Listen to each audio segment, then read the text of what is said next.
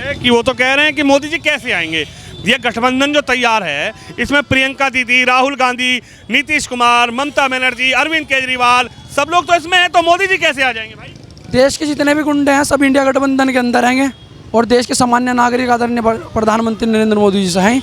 तो एक शेर को हटाने के लिए सारे गिद्दड़ लगे हुए हैं और आदरणीय प्रधानमंत्री नरेंद्र मोदी जी को हराने की इनकी औकात नहीं है। हिंदुस्तान का हर एक नागरिक समझ चुका कि अगर हमारा किसी सरकार के अंदर विकास है तो भारतीय जनता पार्टी है और कोई पार्टी नहीं है। कांग्रेस ने मुसलमान को हर तरीके से तरस करने का काम करा, मुसलमान को नौकरी नहीं दी, मुसलमान के हाथ में कलम नहीं पकड़ाने दिया।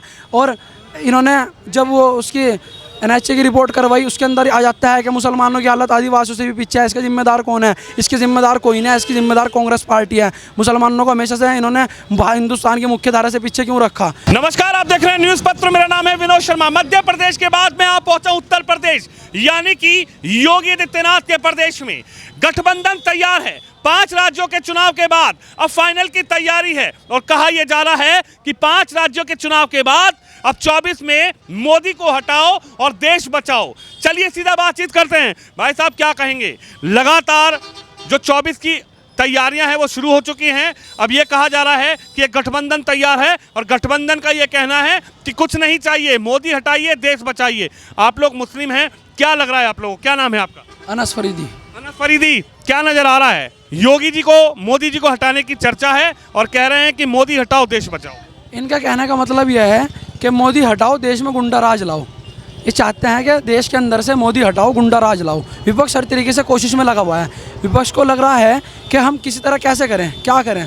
तो विपक्ष सोचता है कि आदरणीय प्रधानमंत्री मोदी जी को हटा दिया जाए और हमारा गुंडा राज जो हम राजनीति रेडियो सेकते थे, कहीं दंगा करा दिया, कहीं कुछ करा दिया। तो विपक्ष को कहना चाहता हूँ अब इस सरकार में ऐसा नहीं चलेगा। बहुत हुआ बबा, अब आएंगे मोदी जी, तो मोदी जी आएंगे।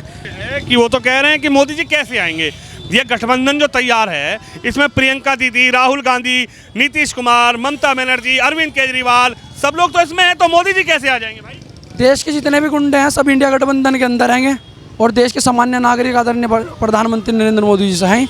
तो एक शेर को हटाने के लिए सारे गिद्दड़ लगे हुए हैं और आदरणीय प्रधानमंत्री नरेंद्र मोदी जी को हराने की इनकी औकात नहीं है। हिंदुस्तान का हर एक नागरिक समझ चुका कि अगर हमारा किसी सरकार के अंदर विकास है तो भारतीय जनता पार्टी है और कोई पार्टी नहीं है। अरे मोदी जी ने कौन सा विकास कर दिया? बोल रहे हैं कि जब से तो मोदी जी आए, जब से मुसलमानों को डरा के रखा हुआ है प्रदेश में। योगी जी आए, यूपी में मुसलमानों को डरा दिया।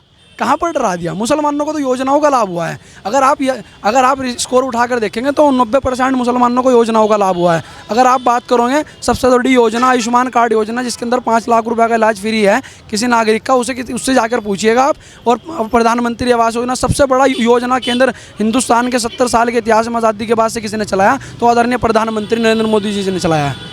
तो सबसे ज़्यादा योजनाओं का लाभ भी जो हुआ है 90% मुसलमानों को हुआ है। लेकिन ये कह रहे हैं कि कोई मुसलमानों को लाभ नहीं हुआ है, मुसलमानों को सिर्फ डराने का काम किया है उत्तर प्रदेश में योगी आदित्यनाथ ने और देश में मोदी जी ने।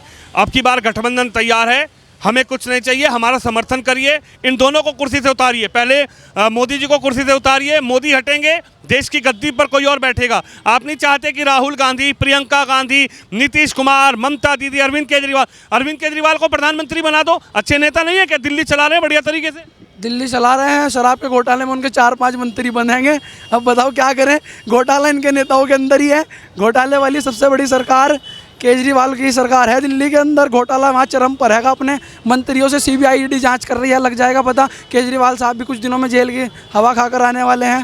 अरे वो तो कह रहे हैं केजरीवाल जी से डर गए मोदी, मनीष सिसोदिया से डर गए मोदी, संजय सिंह से डर गए मोदी, इसीलिए सत्येंद्र जैन से डर गए मोदी। इसलिए अरविंद केजरीवाल के यहाँ भी सम्मान भिजवा दिया कि 24 में कुर्सी थर-थर कांप रही है मोदी जी की, इसलिए चाह रहे हैं कि मोदी सबको जेल भेज दे। देखिए मोदी जी का जो काम है वो है हिंदुस्तान से भ्रष्टाचार खत्म करने का, और अब ये भ्रष्टाचार से डर रहे हैं। इन्होंने भ्रष्टाचार जो करा है, इन्होंने जो लूट के खाया है दिल्ली को, उसका तो सवाल जवाब देना पड़ेगा। कह रहे थे हम गंगा साफ कर देंगे 3 दिन में। अरे 13 साल हो गए, गंगा साफ नहीं हुई चोरों।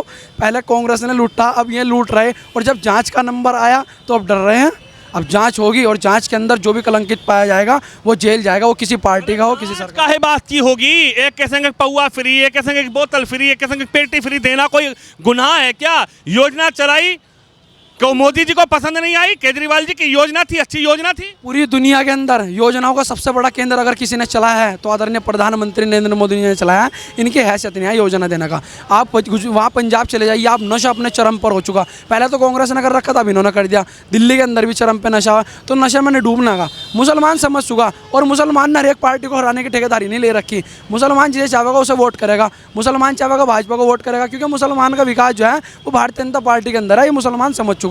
मुसलमान को उन्होंने बहुत बेका लिया 8-10 साल से। अब मुसलमान बेकायमे में नहीं आने का। मुसलमान आदरणीय प्रधानमंत्री नरेंद्र मोदी जी के साथ में कंधे से कंधा मिलाकर सन 2024 में वोट देने का काम करेगा। आप तो युवा हो, वो कह रहे हैं युवाओं को नौकरी नहीं दे पाए मोदी।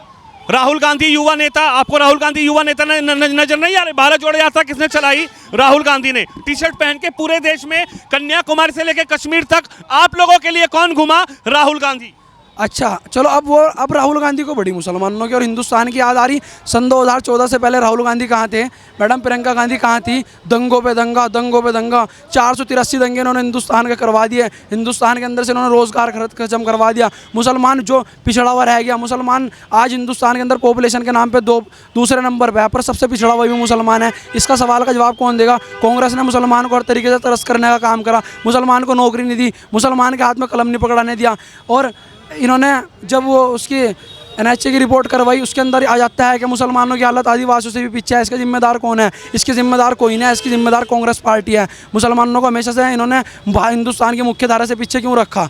आदरणीय प्रधानमंत्री मोदी जी चाहते हैं कि मुसलमान कंधे से कंधा मिलाकर चले, और जब हिंदुस्तान दुनिया का विश्वगुरु बनेगा तो उसके अंदर मुसलमानों की भागीदारी हो। अरे वो तो कह रहे हैं अगर देश को कोई चलाएगा, मुसलमानों को कोई रहनुमा बना है तो वो Congress party, Samajwadi party, Bahujan Samaj party और अब अरविंद केजरीवाल। मोदी कोई मुसलमानों के रहनुमा थोड़ी रहे। मोदी आए तो मुसलमानों को डराने का काम किया गया, ये लोग कह रहे हैं। लेकिन हमारी सरकार आएगी तो मुसलमानों को सम्मान देगी, मुसलमानों को आगे बढ़ाएगी। ये सारे लोग चोर हैं विपक्ष के। मोदी जी सन्यासी आदमी हैं, ठीक है। उन्हें सिर्फ देश की फिक्र है, इन्हें अपने परिवार की फिक्र है। इन्हें का परिवार कैसे बने, इन्होंने हमेशा परिवार पे काम किया है। जहाँ चले जाओ परिवारवाद, जहाँ चले जाओ परिवारवाद, जहाँ भी जाओगे आप परिवारवाद मिलेगा आपको। भारतीय जनता पार्टी एक ऐसी पार्टी है जिसके अंदर परिवारवाद नहीं है। मुसलमानों की रहनुमाई इनके बस की, इनकी औकात नहीं है। मुसलमानों की रहनुमाई करेंगे, मुसलमानों की रहनुमाई मुसलमानों के उलमा इकराम करेंगे, मुसलमानों की रहनुमाई आदरणीय प्रधानमंत्री नरेंद्र मोदी जी करेंगे और कर रहे हैं। मुसलमान को आज धरातल पर लाकर खड़ा कर दिया। मुसलमान आज एजुकेशन के पार आए हैं। सन 2014 का रौब का आंकड़ा उठाकर देख लो। सन 2014 से पहले सबसे कम IAS IPS मुसलमान हुआ करता था, और सन 2014 से पहले सबसे ज़्यादा बढ़ोतरी हिंदुस्तान के अंदर मुसलमानों के IAS IPS बनने में हुई। तो इसके अंदर क्या गुनाह कर दिया मोदी जी ने? अगर किसी को झोपड़ी दे दी, किसी के सिर पे कोई खाली प्लाट में झोपड़ी डाल के रह रहा था, उसे 2.5 लाख रुपए की योजना देकर के उसका मकान बनवा दिया, तो इसमें क्या गुनाह मोदी जी ने कर दिया? अगर मोदी जी ने 5 लाख रुपए का आयुष्मान कार्ड फ्री दे दिया जिसके अंदर हर एक आदमी अपना इलाज करा सके, तो उसके अंदर क्या गुनाह मोदी जी ने कर दिया? यही चाहता है विपक्ष, ये सब खत्म होवे, हम लूट के खावे और हमारे बच्चे लूट के खावे। अरे वो कह रहे हैं सेमीफाइनल था, ये 5 राज्यों का चुनाव सेमीफाइनल था। सेमीफाइनल में हटाएंगे पहले इन 5 राज्यों में भाजपा की सरकार को, मध्य प्रदेश में हटाएंगे, लेकिन उसके बाद फाइनल में हटाएंगे मोदी जी को। आप देखिए ना, यूपी के योगी आदित्यनाथ गए तेलंगाना, उन्होंने कहा कि नाम बदल देंगे, भाग्यनगर रख देंगे। तो ओवैसी ने कहा कि ये मुसलमानों से नफरत जो करते हैं, योगी जी भी मुसलमानों से नफरत करते हैं, इसलिए तेलंगाना का नाम बदलना चाहते हैं। आप जो है सीनियर पत्रकार हैं, आप ये बताइए अगर नाम बदलवाने से तो मुसलमानों से क्या लड़ाई इसकी? अगर हम किसी चीज़ का नाम बदल रहे और अगर मैं अपने दोस्त का नाम बदल देता हूँ, नहीं एक बात सुनिए, आप किसी स्टेट का, किसी प्रदेश का, किसी ज़िले का नाम अगर बदला जाता है तो उसके अंदर मुसलमानों से उनकी क्या लड़ाई? आप मुसलमान की लड़ाई क्यों बना देते हो उसे? तेलंगाना में मुसलमान रहते हैं इसलिए योगी जी नाम बदलना चाहते हैं। तेलंगाना में हिंदू नहीं रहते हैं, उनकी औकात नहीं है। मगर तेलंगाना के अंदर उनके पास एक सांसद है, 2 विधायक हैं, सांसद वो खुद हैं, उनके पास 2 विधायक हैं, तो वो इस चीज़ को लेकर डरते हैं। हर बार में मुसलमानों से इसकी क्या लड़ाई?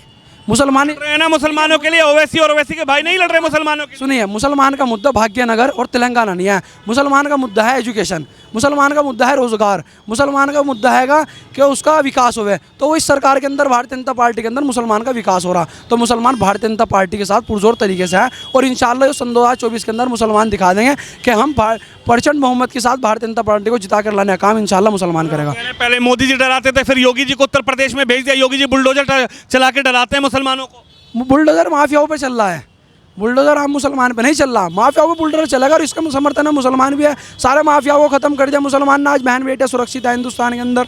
आज आज हमारी बहन बेटे सुरक्षित है। पहले यहाँ गुंडा राज चरम पे था। अपने किसी बेटे अगर मगरिब यहाँ 7 बजे के बाद घर से निकल जाती थी, उसका वापस आना मुश्किल हो जाता था। हम अगर मुजफ्फरनगर चले जाते थे, हमें वहीं पर रिश्तेदारी में रुकना पड़ता था। और अब सुरक्षित प्रदेश है हमारा, नंबर 1 प्रदेश है। सबसे ज़्यादा क्राइम अगर किसी हिंदुस्तान प्रदेश में हुआ करता था सपा बसपा के दौर में, तो उत्तर प्रदेश के अंदर हुआ करता था। अब 0 क्राइम है तो उत्तर प्रदेश के अंदर, जो भारतीय जनता पार्टी के अंदर है। अरे वो कह रहे हैं अतीक अहमद को किसने परेशान किया, मुख्तार अंसारी को किसने परेशान किया, आजम खान साहब को कौन परेशान कर रहा है?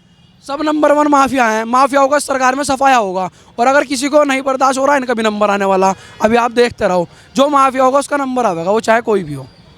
आजम खान साहब तो बहुत अच्छे आदमी थे, यूनिवर्सिटी बनाई आप लोगों के लिए, देश की जनता प्रदेश के लोगों के पढ़ने के लिए। देखिए, अगर आपसे जगह छीन करके मैं आपका घर छीन लूँ आ करके, और मैं कहने लग जाऊँ भैया मैं इसके अंदर एक अच्छा सा मंदिर बनाने जा रहा या मस्जिद बनाने जा रहे हैं, तो अपनी फैमिली को रखने का जुगाड़ देखोगे या उसके अंदर मंदिर मस्जिद का जुगाड़ देखोगे? वहाँ के लोगों से छीन करके अगर आप कोई चीज़ बना के देते हो तो वो तो सरासर लूट है वहाँ के लोगों के साथ। और ये कार्रवाई माननीय न्यायालय के द्वारा हो रही। माननीय न्यायालय के द्वारा अगर कार्रवाई हो रही तो वो माननीय न्यायालय का फैसला होगा, वो क्या करना क्या नहीं करना। इसके अंदर इसका कोई मामला नहीं है कि किससे क्या छीनना। जो माननीय न्यायालय करेगा वो देश के लिए, कानून सबके लिए एक है। एक आदमी पे भी एक ही वोट का अधिकार है, देश के प्रधानमंत्री पे भी एक ही वोट का अधिकार है। तो ये माननीय न्यायालय का मामला है, न्यायालय फैसला लेता है इसके अंदर। वहाँ लोगों से ज़मीन हड़प हड़प के अगर तुम यूनिवर्सिटी खड़ी कर दो या कुछ भी खड़े कर दो, उसके अंदर तो जवाब आपको देना पड़ेगा। तो आपको लगता है कि वो कह रहे हैं कि देश की जनता 2024 में जवाब देगी मोदी को, तो आप क्या जवाब देना चाहेंगे? हम तो मोदी जी को जवाब देना चाहेंगे पुरजोर तरीके से। हिंदू मुसलमान सिख ईसाई सब मुसलमान भारतीय जनता पार्टी के साथ है। प्रचंड बहुमत से जिताकर 400 सीटों वाली भाजपा सरकार बनाने का हिंदुस्तान के अंदर काम करेंगे।